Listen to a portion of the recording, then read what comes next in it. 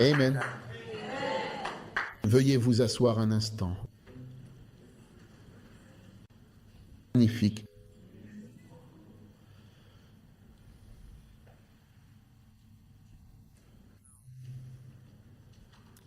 Combien de missions avez-vous? Seulement 12. Waouh! Une mission, il y a un mot anglais qui révèle qu'une mission a bel et bien été confiée. Et ce mot, c'est le mot envoyé. Oui, quand vous voyez le mot envoyé, oui ou envoyé. Amen.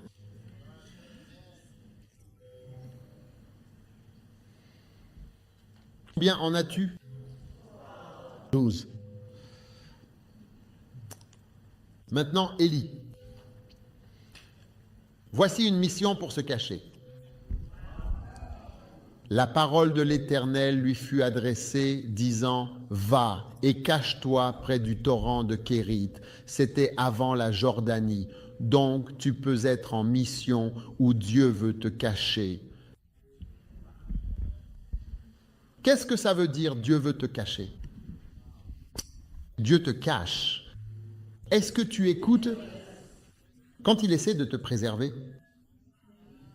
Pourquoi arrive-t-il que parfois, au début d'un match, tu vois un joueur vedette assis sur le banc? Puis à un moment donné, on le fait entrer sur le terrain. Pourquoi? L'entraîneur le cache. Et l'entraîneur va le faire jouer au bon moment. Oui! Donc il y a un moment où ce n'est pas encore le moment pour que tu sois révélé. Alors Dieu va te garder quelque part et te garder caché. Dieu m'a caché pendant longtemps. Beaucoup de gens ne m'ont pas connu dans le ministère. Oui, beaucoup de gens ne connaissent pas notre Église, bien qu'elle existe depuis longtemps et soit formidable. C'est maintenant l'une des plus grandes églises. Mais Dieu nous a cachés magnifiquement. Amen. Donc il se peut que Dieu veuille te cacher et il peut te dire, je t'envoie ici. Et quand tu arrives, tu te demandes, qu'est-ce que je fais ici? Personne ne sait. Personne n'a entendu parler de moi. Dieu est en train de te cacher. Va et cache-toi près du torrent de Kérit, Chérir, qui est devant le Jourdain. Numéro 12, 14. Une mission précisément auprès d'une veuve. Mission auprès d'une personne pauvre. Et la parole de l'Éternel lui fut adressée, disant, « Lève-toi, va à Sarepta, qui appartient à Sidon, et demeure là. Voici, j'ai ordonné à une femme veuve là-bas de te nourrir. » Alors, Élie a été envoyé vers une veuve. C'était sa mission. Va voir cette veuve, je sais que la plupart des gens n'en auraient pas envie. Comme qu'est-ce?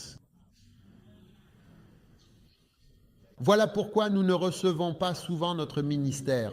Quand Dieu nous envoie vers les pauvres et celui qui n'a rien à t'offrir, rien pour te remercier, et aucune offrande à te donner, aucune voiture à t'acheter, aucune maison à t'offrir, rien à te proposer, alors nous disons, oh, l'esprit ne bouge pas. L'esprit ne bouge pas parce que tu ne vois pas d'argent. Mais Dieu a envoyé Élie, un vrai prophète, vers une femme vraiment pauvre. Oui, vraiment pauvre. J'ai dit, c'est là que je veux que tu ailles. C'est là que je veux que tu restes. Oui. Alors, quand tu vois les vidéos de ces croisades que nous avons, beaucoup sont des endroits très pauvres. Très pauvres. Très, très pauvres. Vous savez, il n'y a pas longtemps, je suis allé dans une certaine ville au Ghana et nous avions ces vêtements que nous avions rassemblés pour donner. J'ai emmené quelques frères, un de Namibie, un d'un autre pays avec moi. Et les vêtements étaient là. Ce n'étaient pas des haillons, mais ils ressemblaient à des haillons parce qu'ils n'étaient pas repassés. Et tu vois une vieille dame comme ça arriver. Et il choisissait peut-être des jeans. Un jean, une veste en jean ou autre. Et la dame le prenait et le mettait sur son bras, tellement heureuse. Et alors qu'ils se tenaient là, ils étaient vraiment touchés. C'est comme s'ils n'avaient jamais vu une telle pauvreté. Et moi-même, ça m'a fait quelque chose. J'ai juste observé cela. Les gens se posent simplement des questions. C'est comme, je veux dire, la dame ne peut pas porter de jean, mais c'est comme si elle prenait n'importe quoi, tout ce qu'elle trouvait. Il prenait n'importe quoi et le donnait à la personne suivante. Amen. Disons quelque chose. Mais je peux vous dire, si vous me demandez, les plus belles croisades et le ministère que nous avons eu, c'était parmi les pauvres. Oui, n'importe quel jour. L'autre jour, quelqu'un m'a demandé, tu sais, quand est-ce que tu passes par l'Amérique la prochaine fois? J'ai dit, je ne passe pas par l'Amérique. L'Amérique n'est pas un endroit où je passe. Si tu veux m'inviter, invite-moi, mais ne me demande pas quand est-ce que je passe par là. Je ne passe pas là-bas.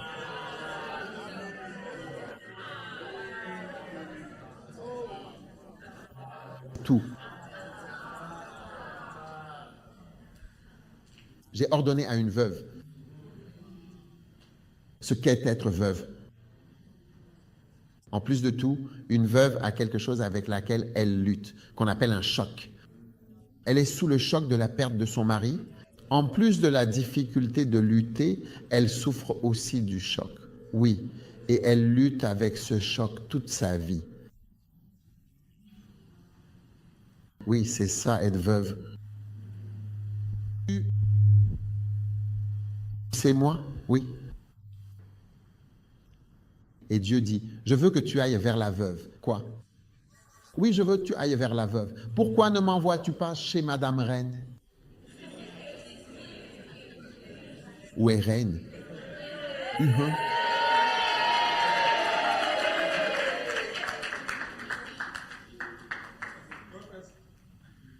Pourquoi pas chez Merveilleuse ou Merveilleuse?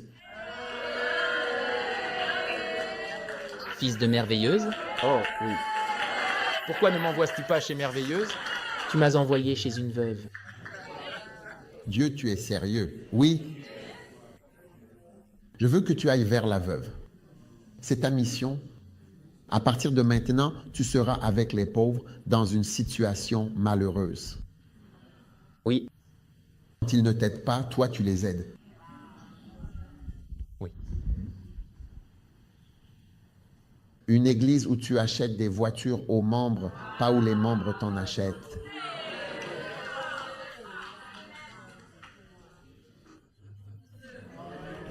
Ah, oh oui. Ensuite, numéro 15. Une mission pour réprimander quelqu'un.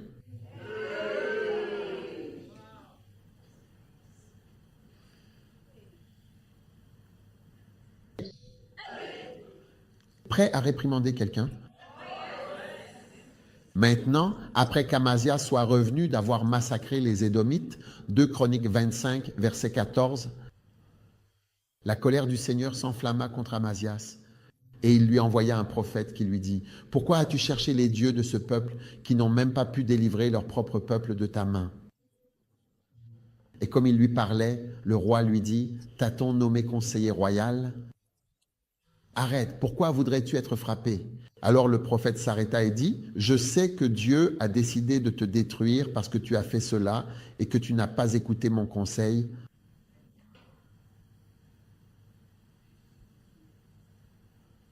Amen. Réprimande. Parfois, le ministère que Dieu a pour toi, c'est de réprimander quelqu'un. C'est ça, la mission, Dieu observe pour voir si tu vas réprimander la personne ou si tu vas prononcer de belles paroles. Oh oui, surtout, il y a un domaine où il ne faut jamais faire cette erreur, le conseil matrimonial. Dans ce domaine, il y a quelqu'un qui a tort. Quelqu'un a tort. Quelqu'un est... Quand un mariage ne fonctionne pas bien, il y a quelqu'un qui a tort. Oui, n'essaie pas toujours de faire croire que c'est l'homme qui a tort.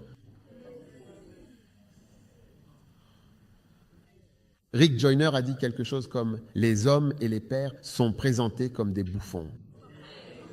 Oui.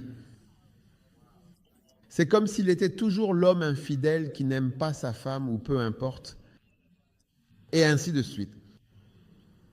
Et c'est comme s'il était toujours le méchant, et ainsi de suite. Tu vois? Donc il faut faire attention, parce qu'il y a des mariages où ce n'est pas l'homme qui fait quelque chose de mal. Comment pourrais-tu donner plus de 50% à l'homme? Pourquoi dirais-tu qu'une femme est meilleure qu'un homme dans un mariage? Je parle du mariage. Ils sont tous les deux des pécheurs. Deux pécheurs qui entrent en collision dans le mariage. Oui. Donc il faut faire attention. Quand Dieu dit de réprimander, il a dit, va et dis-lui, je sais que Dieu veut te détruire. Ce n'est pas très agréable à entendre. Oui, certains d'entre nous, nous ne voulons pas dire la vérité. Oui. Un jour, un couple est venu me voir. Eh bien, la femme a dit qu'elle allait partir. Elle allait divorcer de son mari. Et son mari était assis là, tranquillement.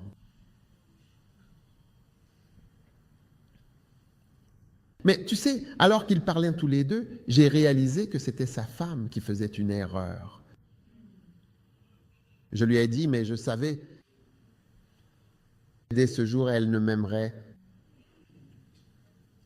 Je lui ai dit, si tu fais l'erreur de faire la mauvaise chose, vraiment, j'ai dit, tu sais, tu vas voir une autre facette de moi. Oui, j'ai dit, ne pense pas que je te soutiendrai toujours parce que tu as tort. Oui. Ah oui, elle voulait quitter son mari. J'ai dit, tu ne peux pas partir. Je veux partir, on va l'achever.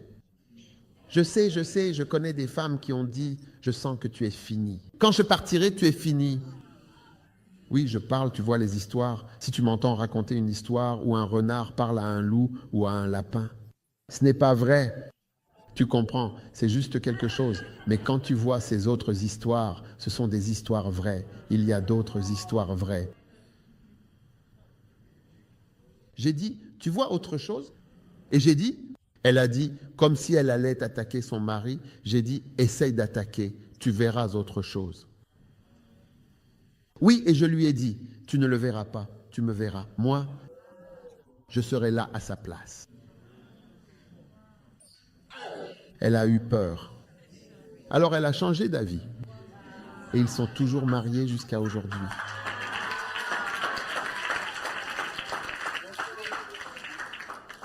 Parfois, il faut avoir un certain talent. Ne fais pas d'erreur, c'est tout. Parfois, les gens ont juste besoin qu'on leur dise « tu as tort ». Et pas de dire « il faut voir les choses des deux côtés ». Il faut comprendre et continuer à tourner autour du pot en parambulant. Vérifier parambulade, parambulade. Ça doit être un mot. Parambule, parambule. Et certaines personnes, quand elles font du conseil, il faut qu'on réfléchisse, qu'on se voit, qu'on en discute, qu'on examine les choses. Toujours tourner en rond, encore et encore. Quand quelqu'un a clairement tort, c'est complètement à côté de la plaque.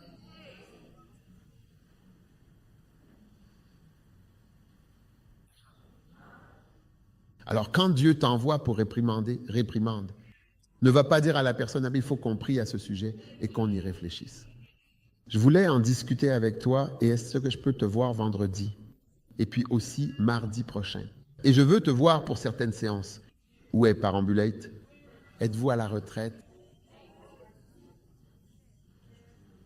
Pas parambuler? Parampara. Marcher ou voyager à travers. Parambuler. Ce n'est pas un mot. Parambuler. Marcher ou voyager à travers ou autour. Voyager autour. Et il s'est débrouillé et on se demande si quelqu'un essaie de tromper quelqu'un. Pendant tout ce temps, on n'a jamais vu Oxford Dictionary en bas. Et donc peut-être que quelqu'un a créé sa propre définition et a écrit Oxford. As-tu déjà vu Oxford là en bas auparavant? Oui, c'est étrange. Ça ressemble à une définition bizarre. Quelqu'un crée une définition.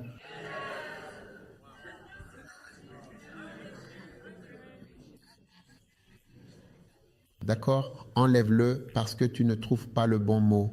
Oh oui.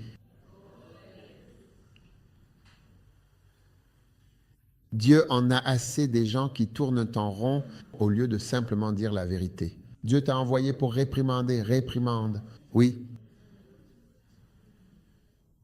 Je me souviens d'un frère, il était marié à une sœur. Ah, ils avaient un mariage terrible. Je ne les connaissais pas. Quelqu'un me l'a dit, ils appartenaient à une église dont le nom commence par un M.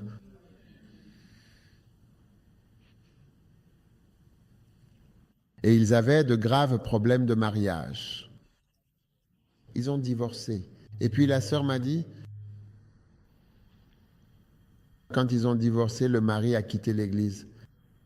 Et il a dit que les pasteurs ne voulaient pas aborder le problème du mariage. Ils ne voulaient rien dire. Ils tournaient toujours autour du pot encore et encore, alors que c'était évident, parce que honnêtement, dans chaque mariage, on sait qui pose problème. Oui, il y a toujours ce qu'on appelle un jury pour un mariage. S'il y a un couple marié, il y aura comme 6 ou 7 personnes qui en savent beaucoup sur le mariage. Et ils peuvent vraiment te le dire. Regarde, c'est le frère dont on parle, celui qui a vraiment plein de problèmes. Et il a tort. Et parfois, c'est la sœur, et tu sais quel pourcentage c'est pour les frères et quel pourcentage c'est pour les sœurs. Es-tu sûr de vraiment vouloir savoir si je te le dis? Est-ce que tu le croiras? Tu es sûr? D'accord. Je te le dis aujourd'hui ou demain? Aujourd'hui. Le pourcentage de problèmes causés par les frères, le pourcentage causé par les sœurs. Tu es sûr de vouloir savoir? Si je te le dis, tu le croiras? Tu veux savoir aujourd'hui ou demain? D'accord. C'est 50-50.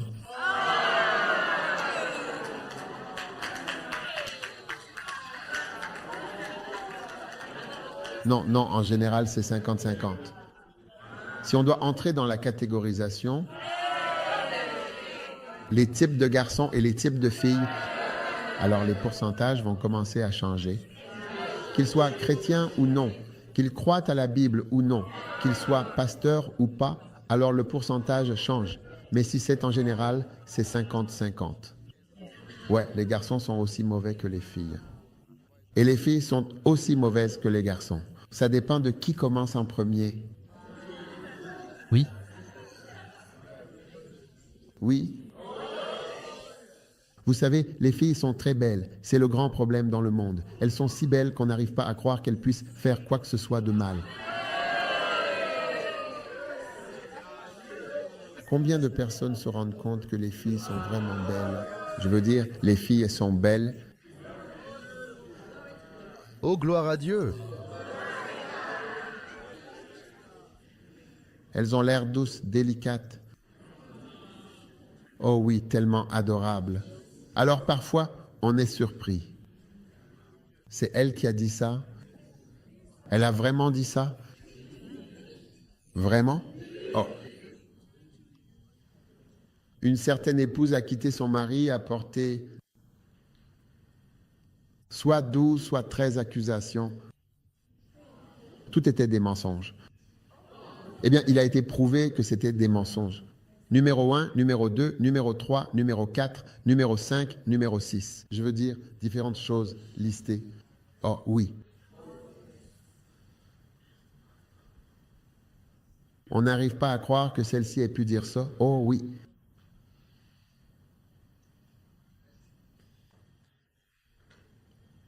Quand Dieu t'envoie en mission aller réprimander quelqu'un, la Bible, il y a un verset qui dit « Ne diminue pas mes paroles. » Ne diminue pas mes paroles. Oui, ne le diminuez en aucune façon.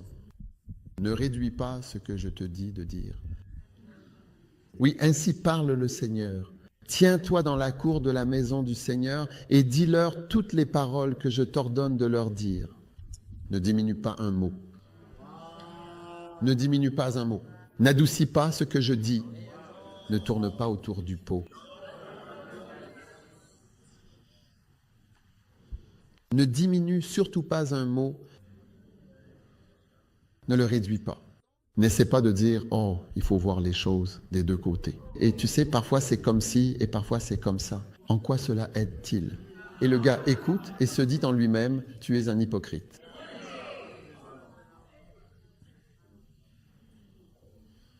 Donc Dieu t'envoie en mission pour réprimander quelqu'un. Oh oui. Et tu dois savoir que quand tu réprimandes quelqu'un, la personne ne va pas t'aimer. Oui. Non, personne ne va t'aimer. Numéro 16. Une mission de femme. Oh, Dieu t'a envoyé en mission, celle d'une fille. Mission de fille. Père 94. Qui sait si tu n'es pas venu au royaume pour un temps comme celui-ci? Comme il est dit, si tu gardes le silence en ce temps-ci, le secours et la délivrance surgiront d'autre part pour les Juifs. Mais toi et la maison de ton Père, vous périrez. Amen. Waouh. Mission de fille.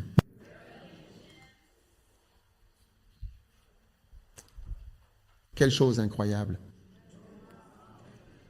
Une mission où seule une fille peut faire la mission. Oui, seule une fille peut accomplir cette mission. Prête à accomplir une mission que seule une fille peut faire. Quel genre de mission une fille peut accomplir? Hein? Il y a une manière, une façon dont une fille peut attendrir un homme, tu sais.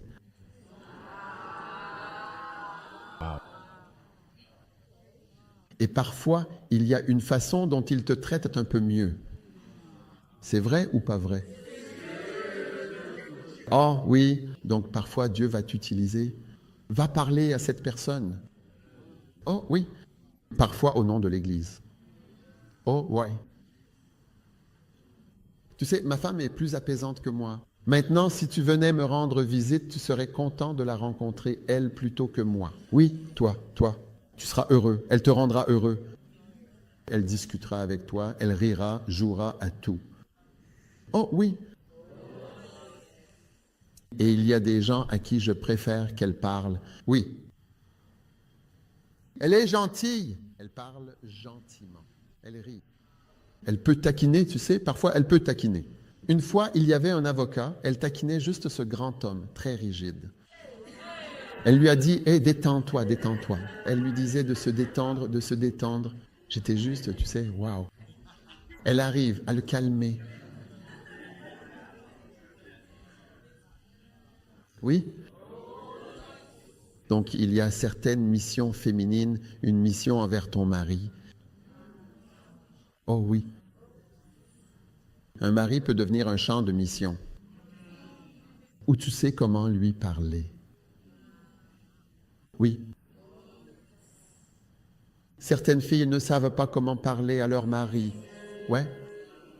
Tu dois savoir comment lui parler pour qu'il change d'avis.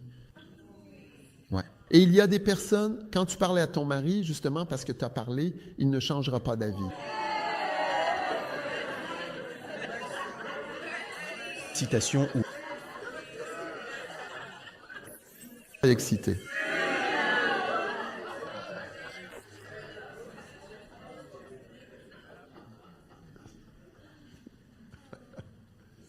Un jour, une sœur est allée parler à son mari et elle a dit, le mari était pasteur, puis d'autres pasteurs sont venus la voir et lui ont dit, Tore, parle à ton mari de cela. Alors elle est allée voir son mari.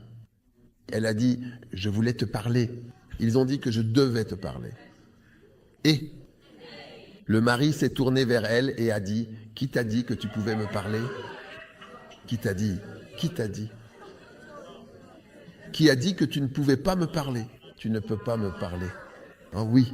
Et la situation a empiré. La situation a empiré parce qu'elle avait perdu la faveur. Oui, elle avait perdu la faveur. Mais Esther a été envoyée en mission auprès de son mari. Et si elle va voir son mari de la mauvaise manière, elle se fera tuer. Alors elle devait se coiffer. Elle devait s'habiller de la façon dont elle savait que son mari aimait.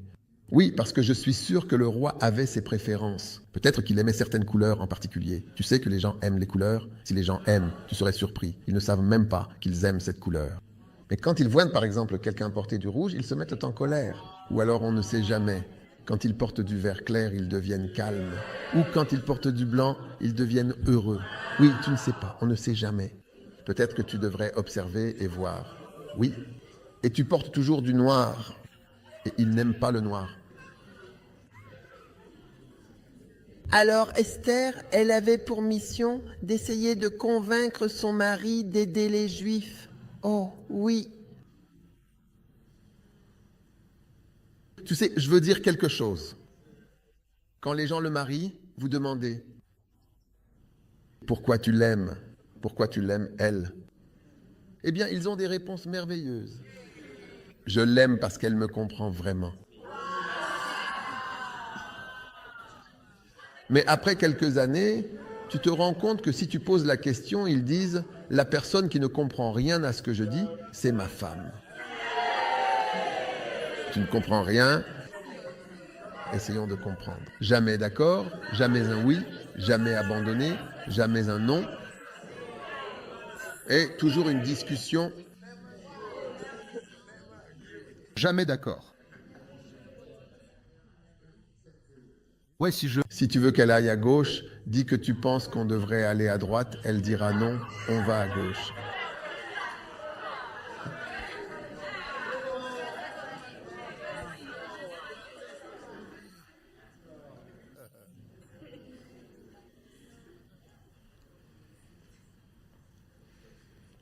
Aide-nous. Aide-nous, Jésus. Alors, un jour, tu seras marié et tu devras, dans ta vie quotidienne, influencer ton mari. Chaque orang-outan a une femme. Et chaque orangu a une femme qui joue un rôle dans le fait que la personne soit détruite ou non. Oui. Et il y a des femmes qui tiennent bon et qui disent « si tu vis, tu vivras seul ». Oh oui. Je me souviens d'une fois où j'ai vu une femme, son mari était fou, complètement fou, et elle a dit « Tu sais quoi, si tu vis, tu vivras seul, pas avec moi. Je ne te suivrai pas vers la destruction. » Ouais.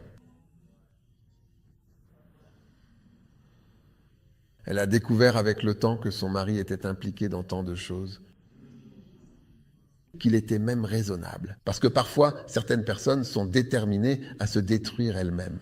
Oui, et tu as servi le Seigneur toutes ces années. J'ai été chrétienne pendant tant d'années, 7 ans toute seule, à travailler dans l'église, et puis tu arrives et tu m'épouses après.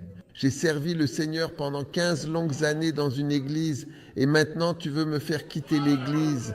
Quand tu as une forte fièvre et que tu commences à devenir fou, à vouloir faire toutes sortes de choses, tu es devenu fou, cinglé. Et tu veux me faire sortir de l'église. Depuis mon enfance, je connais le Seigneur, je le sers dans cette maison. Et maintenant, ta folie arrive et tu veux me faire partir. Et tu vas suivre cette folie.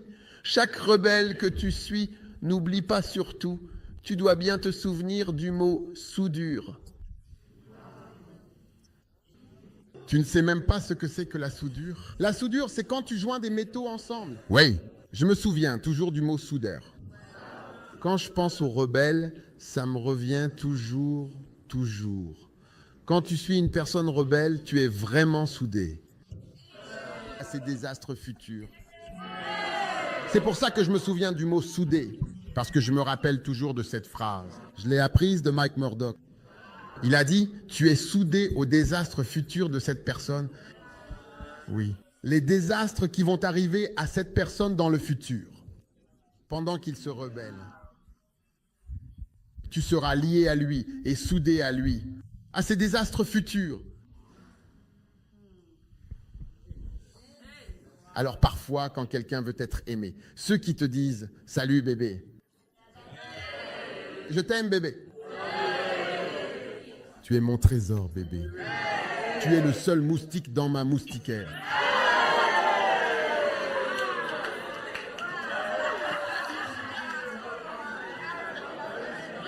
Tu es le seul caillou sur ma plage. As-tu été créé ou bien façonné?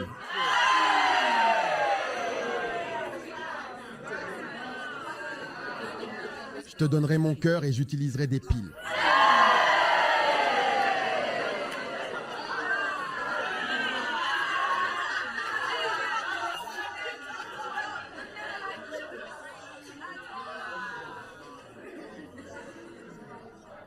Et après qu'il t'aura enveloppé et que tu lui auras donné ton cœur, et tu vas utiliser des piles, tu donnes ton cœur, tu vas utiliser des piles rechargeables. Et puis tu le suis. Signe, je t'aime, aime-moi, je t'aime, je te prends comme ma... Peu importe. Désormais, ce sera pour le meilleur et pour le pire. Dans les bons comme dans les mauvais moments. Dans la prospérité et dans l'adversité. Jusqu'à la mort nous sépare. Tu vois? De grands mots. Puis tu continues. Alors, un esprit rebelle, un esprit de rébellion entre dans cette personne. Et il commence à rétrograder. Il ne veut plus aller à l'église. Il commence par arrêter de payer la dîme. Puis il commence à te demander, pourquoi paies-tu ta dîme? Nous avons des factures à payer. Nous avons tellement de choses à faire. Et il commence quand il veut faire une offrande spéciale à l'église. Et tu as levé la main. Il a attrapé ta main et l'a baissée. Il a baissé ta main.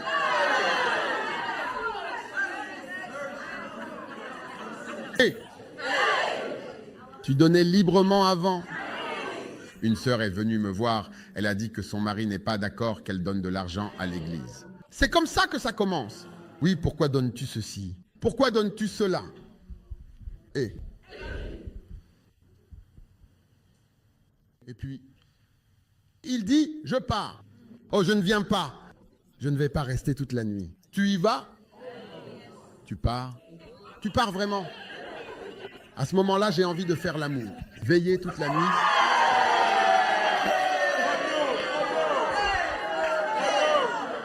Je pense que je vais arrêter. Je parle à des gens. C'est comme si je devais aller parler à une école de mariage.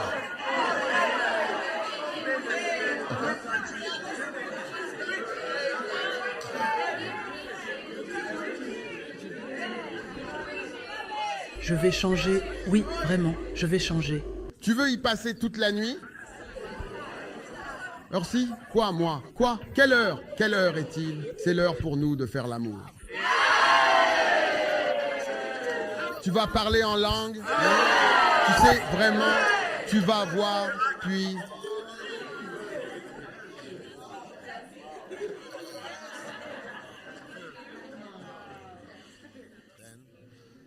Lui, il n'y va pas. Et puis toi, tu y vas. Alors tu payes la dîme. Pourquoi tu payes la dîme? Tu sais, on a acheté une maison. Tu sais, quand tu mets l'hypothèque, mon argent et ton argent ensemble, c'est notre argent. Et on est en train de vendre. Et tu es enceinte pour la 3e fois. Et comment va-t-on payer les couches? Payer ceci, payer cela, payer encore ça. Et toi, tu payes la dîme. Comment peut-on faire ça? Regarde la nouvelle voiture du pasteur. Il s'est acheté la toute dernière BMW. La toute dernière Volvo. Le pasteur a une maison, oui. Et regarde-nous, ce n'est pas facile pour nous. Ouais. Et puis petit à petit, tu vois qu'il vient à l'église, c'est à ce moment-là qu'il arrive. Le pasteur a prêché un message puissant. Et tu te dis en toi-même, oui, oh Dieu, parle-lui, parle-lui. Et quand tu regardes dans sa direction, il dort. Il a raté. il a raté le message. Il a complètement raté le message puisqu'il dormait. Alors que la partie la plus puissante du message arrivait.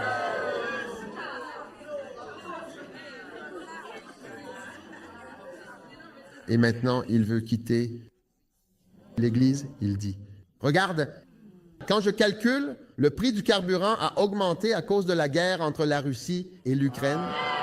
Quand je calcule mon carburant, d'ici à l'église, c'est un trajet de 45 minutes à l'aller et 45 minutes au retour. Et du lundi au vendredi, nous sommes très fatigués d'aller au travail et de revenir. Le dimanche est le seul jour où nous devons conduire 1h30. Il y a une église à proximité, à seulement 3 minutes d'ici. Google GOP International. Google GOP. Oui. Travail de Google Gobble. Pourquoi n'avons-nous pas à y aller? Oui, devons-nous y aller? Oh oui. Waouh. Puis le pasteur commence à regarder d'autres chaînes de télévision avec d'autres pasteurs. Oui. Et c'est comme, oh oui, il reçoit des révélations de cet endroit. De l'autre côté, je sais de quoi il prêche. Nous y sommes depuis tant d'années.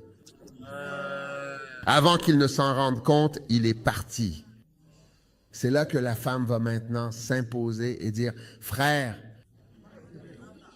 laisse-moi être parfaitement clair, vraiment parfaitement clair. Si tu me cherches, tu me trouveras à la maison. Tu ne me trouveras pas en dehors de mon église. Oh oui. Laisse-moi être parfaitement clair. Oh oui, je suis une personne d'église. C'est là qu'on s'est rencontrés. C'est là que nous nous sommes rencontrés. C'est là que nous nous sommes mariés. C'est là que nous nous sommes mariés. C'est celui-là qui a béni notre mariage. Oui. Donc, tu le stabilises, puis il se rend compte que non, ça va provoquer une grosse crise, plus grosse que ce que je pensais. Oui, plus grosse que ce que je pensais, parce que tu te rends compte que je n'ai pas misé là-dessus. Elle est, genre, très intransigeante sur ce point. Je dois prendre mon temps. Sinon, je n'ai aucune intention de divorcer. Oui, je n'ai aucune intention de divorcer. Je disais juste quelque chose pour qu'elle, tu vois. Oui, je voulais qu'elle me suive dans ma régression. Mais elle a tenu bon. Elle a pris position. Elle a dit non, laisse tomber. Elle pensait qu'il croyait que j'étais flegmatique et que je me laissais porter partout. Mais j'ai compris que non. Je ne peux pas suivre ça. Oui, et puis tu vois qu'il va commencer à vaciller lui-même et dire non, ce n'est pas ça. Je t'aime. Oh oui! Oh oui, mais je ne veux pas ça. Mais quand il te touche et qu'il veut de l'amour, tu deviens comme froide. Tu deviens comme un jambon dans le frigo. Merci.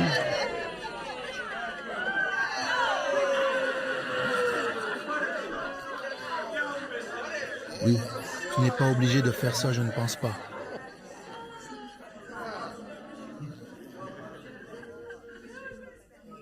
Et ils disent, qu'est-ce qui ne va pas? Pourquoi ça? Tu ne. Je ne ressens rien. Et tu dis, oui, moi non plus, je ne ressens rien. Je n'ai aucun sentiment. Parce que mon âme est affectée. Ce que tu fais, ce que tu dis à propos de l'Église, ça a affecté mon âme. Il me faudra plus de 3 semaines pour m'en remettre. Je te fais jeûner. Donne-moi un peu de temps. Tu vois qu'il regarderait. Bien que l'homme soit la tête, l'épouse est le cou, oui, c'est la prochaine. Elle fait partie du cou. Et je vais te dire une chose, beaucoup de maris ne veulent pas divorcer. Souviens-toi toujours que tu ne veux pas vraiment divorcer. En fait, j'ai des pasteurs dont les épouses sont décédées. C'est l'un des grands problèmes pour eux de se remarier. Ils ne semblent pas vouloir une autre personne. Tu sais, d'habitude, les gens pensent que, oh, il veut quelqu'un d'autre, ils vont chercher quelqu'un. Mon problème, c'est que j'ai des gens, ils ne veulent personne. C'est très triste. C'est comme si la femme était partie et c'est tout, il reste là. Quand tu proposes quelqu'un, c'est comme si tu suggérais de manger des sauterelles ou de manger un aliment qu'ils n'aiment pas. C'est vrai. Il y a des frères qui veulent juste être avec une seule personne. Oh, même quand ils ne sont pas vieux. Parfois, je me dis que quand mon mari sera vieux, il restera à la maison. Non, même les jeunes, quand ils t'entourent, c'est vraiment la seule personne qu'ils aiment. Une autre personne n'est même pas dans leur esprit. L'idée d'une autre personne leur cause même du stress. Alors, mesdames, vous pouvez commencer à vous détendre. Oui, ne soyez pas agités, toujours en train de vous demander qu'est-ce qu'il regarde, qui cherche-t-il, pourquoi va-t-il à la répétition, qui est à la répétition, qui est à la répétition. Et Katabain Bolaba, il y a tellement de filles à la répétition. La façon dont il sourit à celle-là. Je vois l'étincelle dans ses yeux. Ses yeux pétillent.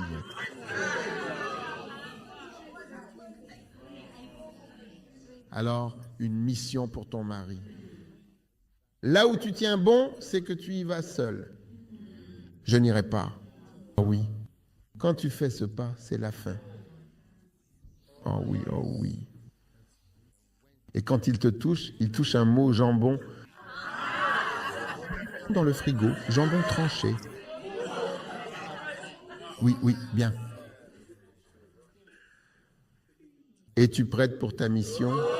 Oui, bien. Donc, quand tu te maries, tu dois avoir à l'esprit que tu es la stabilisatrice de la maison. Oh oui, stabiliser la maison. Oui, toute forme de rechute qui survient. Un jour, je serai là, ma mission sera activée. Presque. Les bons missionnaires ont de bonnes épouses. Oh oui, oh, il. Voir de bon. La vie coule paisiblement. Il n'y a pas de dispute supplémentaire. À part les disputes normales, il n'y a pas de dispute en plus, en général. D'accord, alors, très bien. Entretien. Oui, juste les disputes d'entretien habituelles. Et il n'y en a pas de supplémentaire.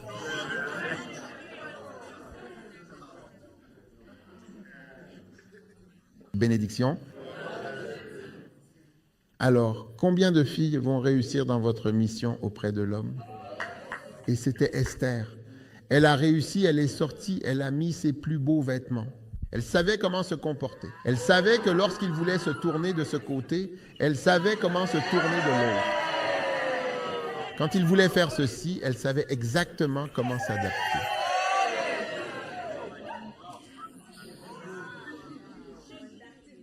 Oh oui. Oh oui, elle le comprenait. Oh oui. Oh oui. Oh oui. Ce n'était pas une femme qui ne se lavait pas au bon moment. Oh oui. Quand Esther allait voir son mari, elle faisait tout. Soigneusement, oui. Et c'est le conseil que la mère de Ruth, Naomi, a donné à sa fille. En effet, lave-toi. Prends un bain, prépare-toi, sinon tu sens mauvais. Oui, les filles sentent mauvais. Oui, à moins qu'elles ne soient sérieuses à ce sujet, elles sentent mauvais. J'ai arrêté, vraiment. Je vais partir. J'ai arrêté. J'ai arrêté. J'espère sincèrement que vous êtes ouvert. Regardez Ruth. Regardez Ruth. Lave-toi. Oui. Lis à partir du verset 1. Lis à partir du verset 1. Alors Naomi, sa mère, lui dit, « Ma fille, ne dois-je pas te chercher du repos? Car je vais te donner une poitrine sur laquelle poser ta tête. Tu dors la nuit, non pas sur un oreiller, mais sur un muscle grand pectoral. » Verset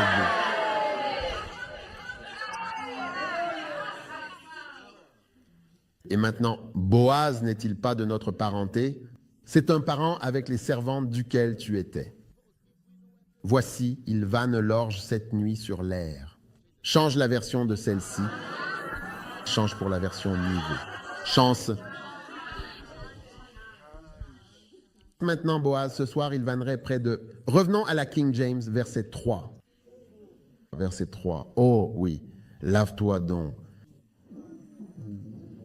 Et oins-toi, tu vois, avec des parfums et d'autres choses. Et je t'ai dit que tu es plus jolie avec des vêtements, n'est-ce pas? Mets ton habit sur toi et descends à l'air. Mais ne te fais pas connaître à l'homme avant qu'il ait fini de manger et de boire. Le timing. Oui, quand le faucon frappe et tue sa proie, c'est à cause du timing. Charge d'amplifier. Lave-toi et oins-toi d'huile d'olive, puis mette tes plus beaux vêtements. Oh, oui. Et descends à l'air de battage. Mais reste hors de la vue de l'homme jusqu'à ce qu'il ait fini de manger et de boire. Oh oui, Bible vivante, NLT Bible vivante. Maintenant, fais exactement comme je te le dis. Prends un bain de près, fais une révérence. J'ai dit, prends un bain, mets du parfum, puis habille-toi de tes plus beaux vêtements. Ce sont nos clés complètes, venant d'une mère, ceci. Vient d'une mère, et certains pasteurs sont des mères et des pères. Oui. Va à l'air de battage. Ne laisse pas Boaz te voir avant qu'il ait fini de manger et boire. Prends un bain et mets du parfum. Habille-toi de tes plus beaux vêtements. Tout le monde a ses plus beaux vêtements. Et ce ne sont pas les beaux vêtements. Les beaux vêtements qui te vont bien. Mais tu as peut-être acheté quelque chose de joli en magasin. Mais cela ne te va pas. Ça va bien aux mannequins dans le magasin, mais pas à toi. N'as-tu jamais acheté quelque chose qui semblait plus joli en boutique, mais finalement ce n'était pas si joli?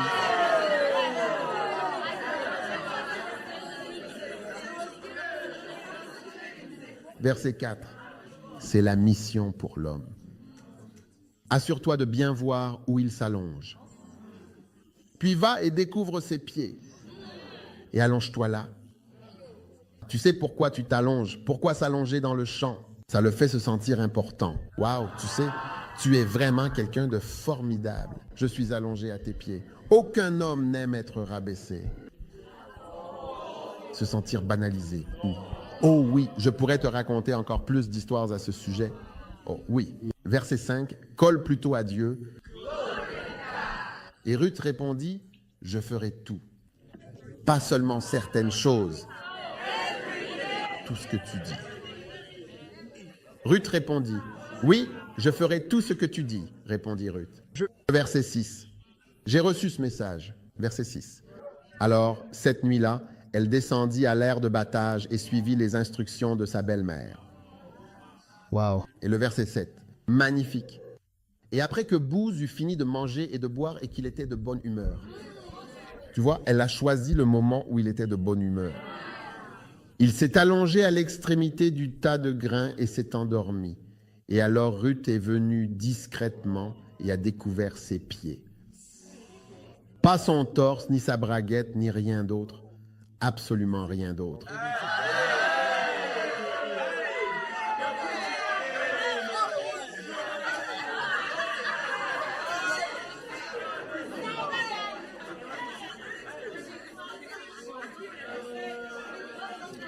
Certains d'entre vous auraient dézippé quelqu'un.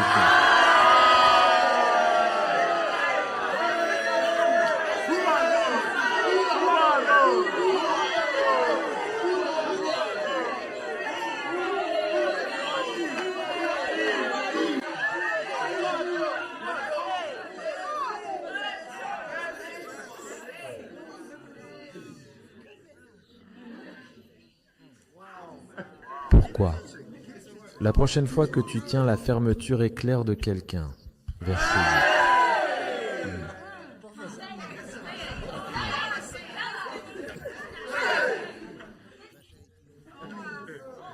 Vers minuit, Boaz se réveilla soudainement, se retourna et il fut surpris de trouver une femme allongée à ses pieds. Waouh! Verset 9.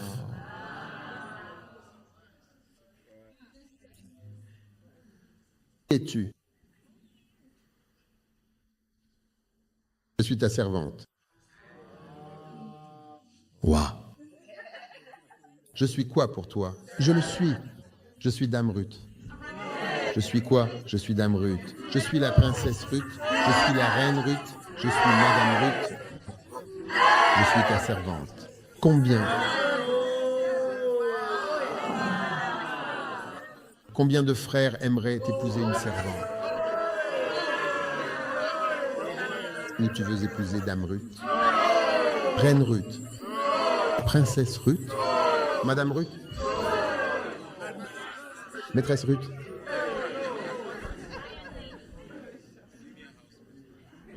Oh oui. Verset 10. Que le Seigneur te bénisse, ma fille. Tu sais pourquoi? Tu sais pourquoi? Tu sais pourquoi il a commencé à la bénir? Parce que tu vois, quand tu t'allonges à ses pieds, parce que tu comprends, il s'est réveillé, a vu cela, il s'est dit, oh, c'est une femme inoffensive. Une femme inoffensive est très attirante. Tu gagnes 10 points de plus en étant inoffensive. Oui, inoffensif. Oh oui. Inoffensive et innocente. Oh oui. Oh oui. Inoffensif. Vraiment sans danger. Totalement inoffensif. Waouh. Tu montres encore plus de loyauté familiale maintenant qu'avant, car tu n'es pas allé après un homme plus jeune, qu'il soit riche ou pauvre. Ouais, parce qu'un homme plus jeune aura plus de puissance sexuelle. D'accord.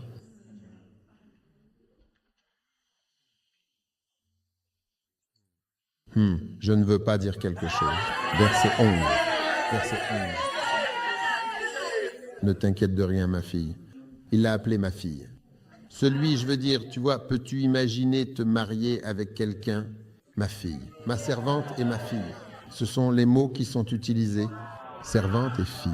C'est ça, et inoffensif. Inoffensif, et fille, et servante, et innocent. Oui. Waouh. Maintenant, ne t'inquiète de rien, ma fille. Je ferai ce qui est nécessaire, car tout le monde en ville sait que tu es une femme vertueuse.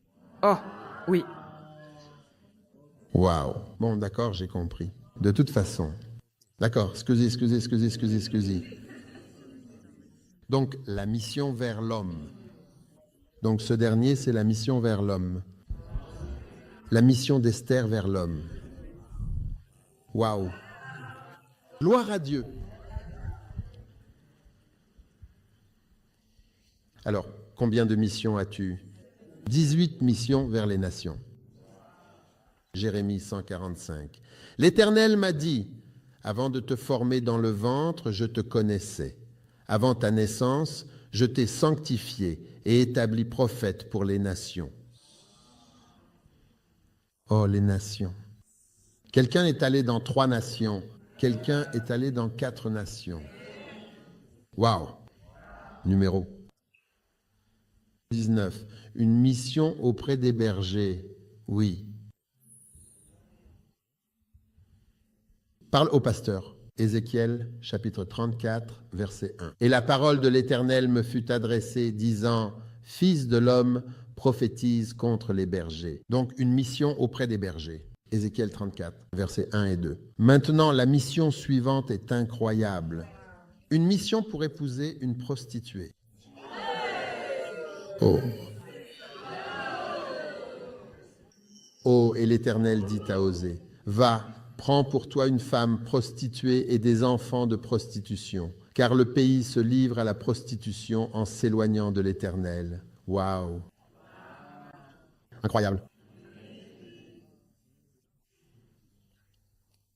Mission de se marier, une prostituée. C'était la mission d'Osée. Épouse cette femme. Maintenant, c'est l'une des missions que tout le monde va avoir. La mission de se marier. La bonne personne que Dieu veut que tu épouses. Oui, c'est l'une de tes missions. Et si tu ne réussis pas dans cette mission, tu vas avoir beaucoup d'autres problèmes de missionnaire.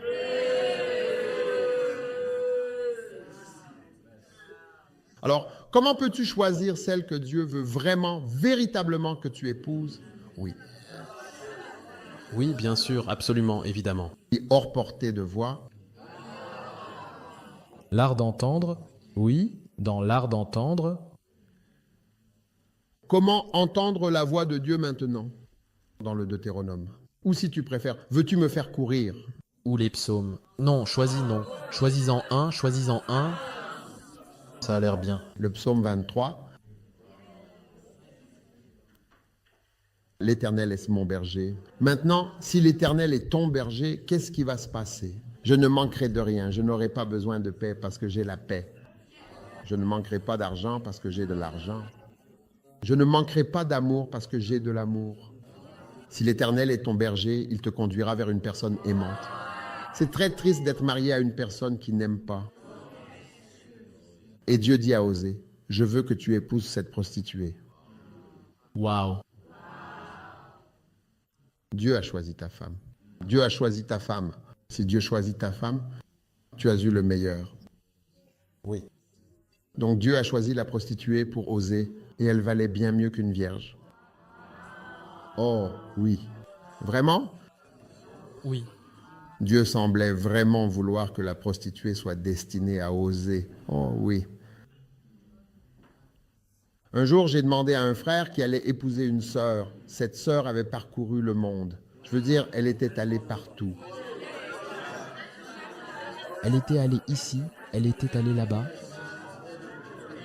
Alors je lui ai demandé, j'ai dit, frère, est-ce que ça te dérange? Est-ce que ça te dérange de savoir que cette sœur que tu vas épouser est allée ici, là, là-bas, partout et tout ça? Il a dit non.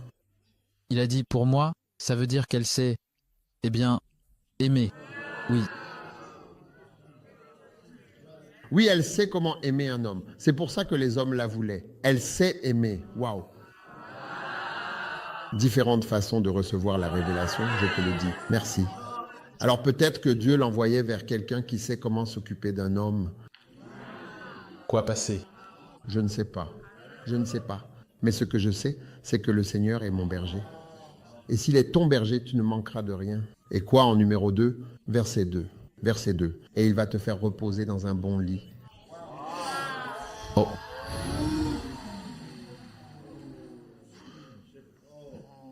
Si Jésus te guide, c'est qu'il va te conduire dans un bon endroit pour dormir. Mon Dieu. Et il va te conduire près des eaux paisibles. Pas des eaux agitées. Où il y aurait du chaos à la maison tous les jours.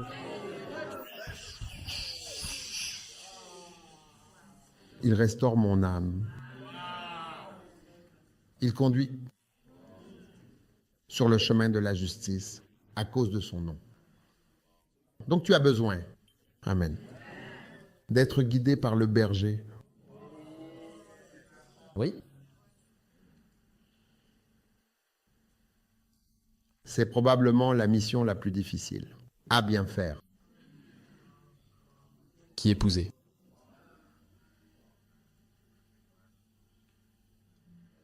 Presque tous les conseils dans l'Église concernent le mariage et les relations. Ouais, presque toutes les crises et les problèmes de mariage concernent le mariage. Alors, hein? Alors Dieu dit, voilà, celui-ci. Non, je ne veux pas. Je veux celui-là. J'ai besoin d'un homme costaud. Mais souviens-toi du psaume 23, verset 1. Lisons-le, nous arrivons à la fin. Lisons-le. Il est écrit, le Seigneur est mon berger. Cela veut dire que je ne changerai pas la version, changer la version.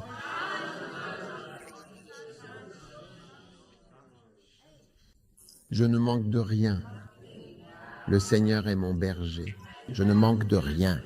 Ouais. Ouais. Donc, je veux dire, parce que quand on se marie, on peut manquer de beaucoup de choses. Oh oui, j'ai parlé à un frère, il m'a dit qu'il a faim. J'ai parlé à un autre frère, il m'a dit, je suis charognard. C'est ainsi tout le temps, cela ne change jamais, c'est toujours comme ça.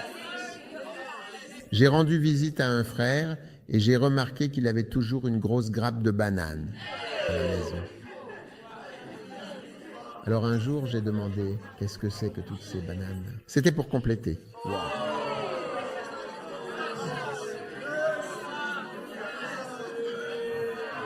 Eh bien, les bananes, ça cale vraiment.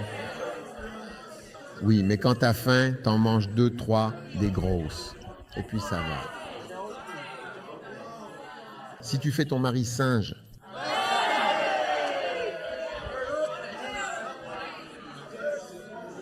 change la version s'il te plaît. Le Seigneur prend soin de moi comme de sa brebis. Je ne manquerai d'aucun bien. Pourrais-tu, s'il te plaît, changer la version, si possible? Le Seigneur est mon berger. Je ne manque de rien.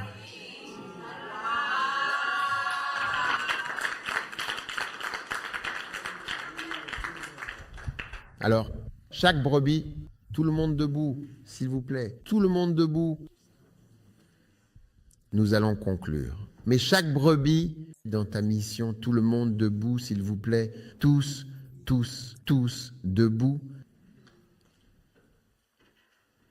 Tout tu as besoin, Dieu pourvoit. Levez vos mains saintes. Combien croient que Dieu peut vous guider? Oui. Baissez bien les mains, prostituées. Derek Prince dit qu'il a épousé une femme qui avait 25 ans de plus que lui. Oui, il avait 25 ans, elle en avait 50. Il a dit que le Seigneur lui avait dit de l'épouser. Et il a dit qu'il avait eu un bon mariage. Il a dit que peu de gens pouvaient dire avoir eu un aussi bon mariage que lui.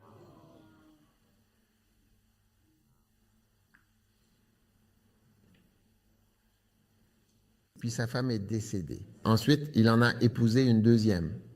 Oui. Et avec celle-là aussi, il dit qu'il a eu un bon mariage. Il a dit que peu de pasteurs pouvaient dire ce qu'il a dit. Et il a dit que le Seigneur est le marieur. Alors il a écrit un livre intitulé « Le marieur ».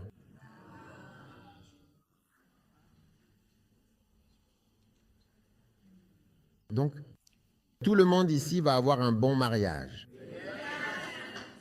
Et même si vous avez commencé du mauvais pied, à tourner en rond, à errer souvent, à avoir des relations qui gâchent votre vie, même si vous êtes devenu une prostituée ou prostituée occasionnelle, par la grâce de Dieu, par la puissance de Dieu, tu vas trouver ton Ouzia. Et ton Ouzia va te trouver. Et les manières de prostitution que tu as apprises, tu les utiliseras pour le mariage. Sans intimider ton mari. Certaines personnes peuvent intimider leur mari. Oui, le mari va perdre confiance. Tu te demandes s'il est aussi puissant que certains de tes anciens clients.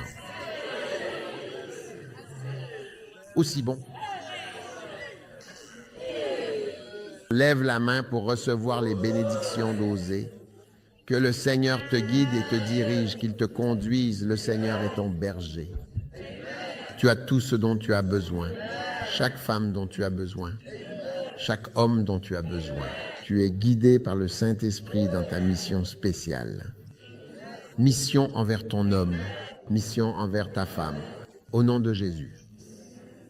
Quiconque est Osée. Et quiconque est la prostituée. Quiconque est un couple improbable. Que le Seigneur soit ton entremetteur. Et que le Seigneur te guide continuellement vers sa volonté. Au nom de Jésus. Amen. Que Dieu te bénisse. Vous pouvez vous asseoir. Très bien.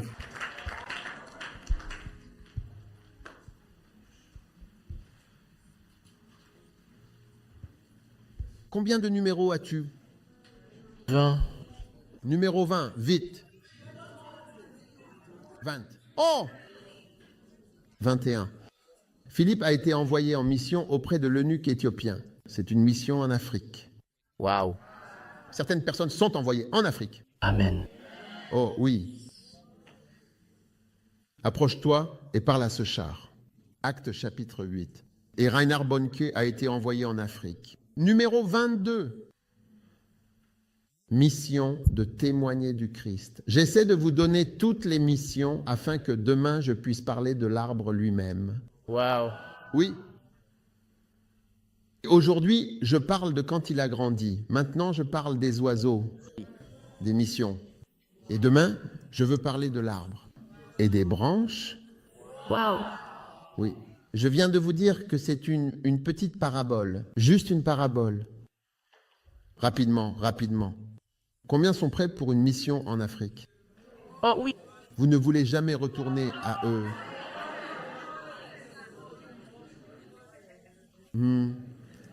Reinhard Bonnke, il avait un merveilleux, célèbre et très précieux diamant de ministère pour l'Afrique. Waouh. C'est l'eunuque éthiopien. C'est la mention de l'Afrique dans la Bible. Et Dieu a envoyé Philippe, va vers cette Afrique. Waouh. Numéro 22, une mission pour témoigner. 23, mission pour 22, mission pour témoigner. D'accord, pas de problème. Mission pour témoigner. Dans ta maison. Rentre chez toi, mission dans ta maison. Waouh. Marc 5, 19. NASB, Marc 9, 5, 5, 19. Oh, et il ne le laissa pas partir. C'est un fou. Et il a dit, rentre chez toi. Où aller? À la maison. Rentre chez toi. Oh oui, ta maison doit être sauvée. Amen. Amen. Mission dans ma maison. Mission dans ta maison. Magnifique. Vas-tu servir dans ta maison? Amen. Numéro 23, mission vers S. 24. 24, mission à 23. Mission vers les païens. Amen. Paul, Barnabas et compagnie ont été envoyés vers les païens. Amen.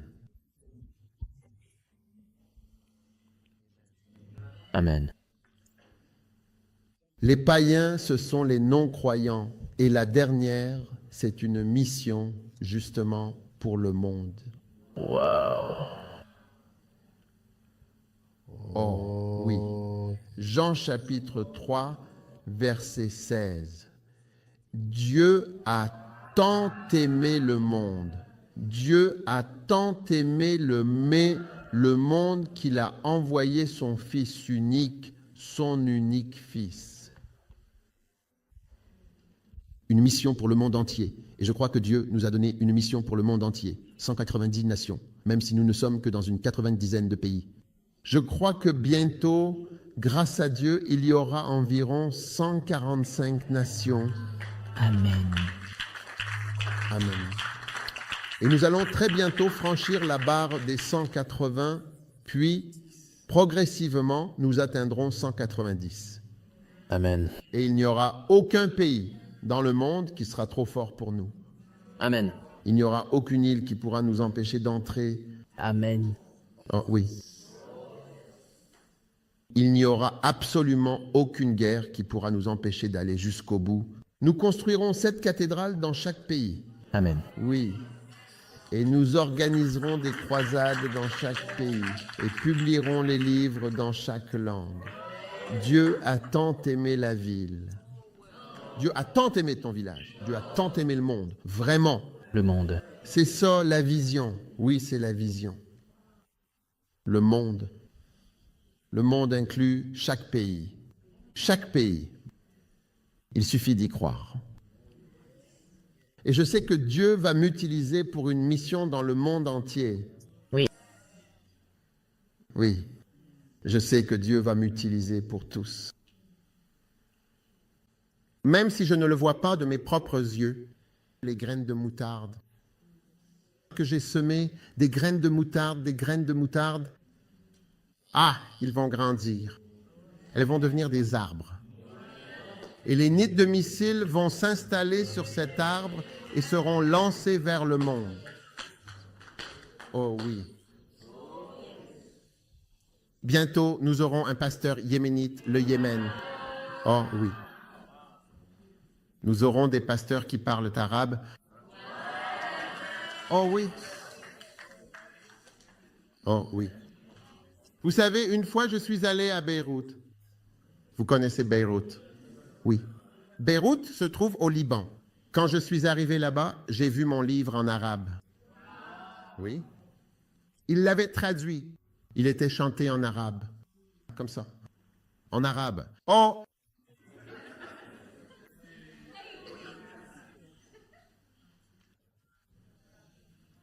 Oui.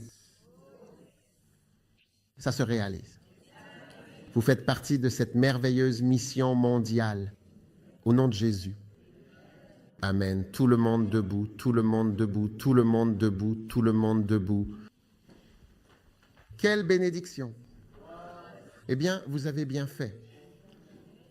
Il est déjà 1h du matin. Et vous êtes en vie. Vous êtes éveillés. Souvenez-vous, souvenez-vous, souvenez-vous. Parfois, vous regardez Netflix. Netflix jusqu'à quelle heure? 3h du matin? 4h du matin? 5h, 6h du matin? Ou vous parlez à votre petit ami au téléphone? De 18h jusqu'à 3h23 du matin. Vous pouvez appeler Théodore et Frédéric et Christian et Jean et...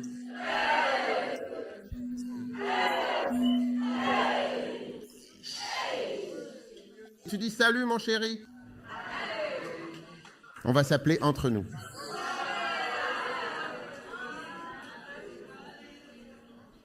Levez les mains. Père, merci de nous envoyer dans le monde entier. Merci comme tout le monde. Tu as envoyé ton fils Jésus mourir pour tout le monde. Merci pour nos pasteurs arabes. Merci pour nos pasteurs de chaque pays, de chaque couleur. Merci parce que bientôt nous ne saurons même plus de quelle couleur est notre Église ni de quel pays elle vient. Nous savons simplement que c'est une Église et que Jésus est mort pour le monde entier. Père, si tu peux utiliser n'importe quoi, tu peux envoyer des oiseaux voler partout dans le monde sans aucune limite. Envoie-nous comme des oiseaux vers chaque recoin du globe. Fais-nous traverser les océans. Traverser les océans sombres vers chaque partie habitée du globe. Merci. Merci pour les missions et les missionnaires. À Dieu soit la gloire pour une grande œuvre surnaturelle parmi les nations, parmi les peuples, aux langues et aux rois. Merci. Merci Amélia pour ce que tu as commencé. Tu l'achèves magnifiquement. Nous t'aimons. Nous te louons. Donne-nous l'amour, Seigneur. Nous désirons tous l'amour. Donne-nous l'amour. Envoie-nous dans les bonnes missions. Aide-nous à accomplir ta mission parfaitement. Nous t'aimons, Jésus. Merci pour ce camp de 3 jours en Nouvelle-Zélande. Tu l'as planifié, Seigneur. Tu l'as organisé, Seigneur. Tu savais ce que tu faisais. Seigneur, tu nous envoyais vers les nations et tu nous envoyais en mission. Merci. Les missionnaires doivent partir et les missionnaires partiront. Nous te louons, nous te remercions, Seigneur, au nom de Jésus. Amen. Que Dieu vous bénisse. Vous pouvez vous asseoir. Maintenant, qui sait chanter la chanson des missionnaires? Missionnaires doivent s'engager de tout leur cœur. Je connais des chansons que vous ignorez. Oui. Je connais toutes les chansons que les gens ne connaissent pas. Oui.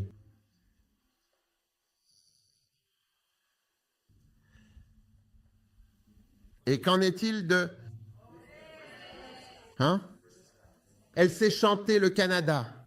D'accord?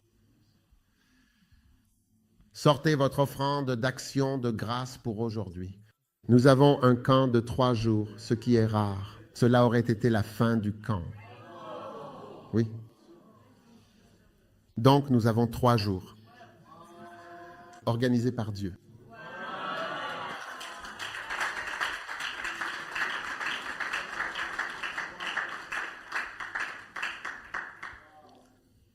Très bien, alors demain, nous commençons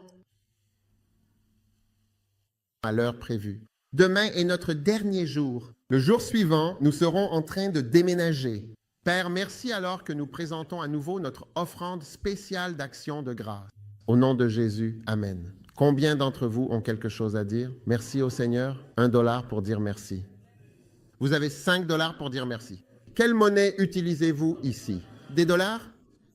Vous avez $10 pour dire merci. Vous avez $3 pour dire merci. Dites merci. Ne dites pas merci. Amen. Quoi que vous ayez, dites simplement merci au Seigneur. Amen.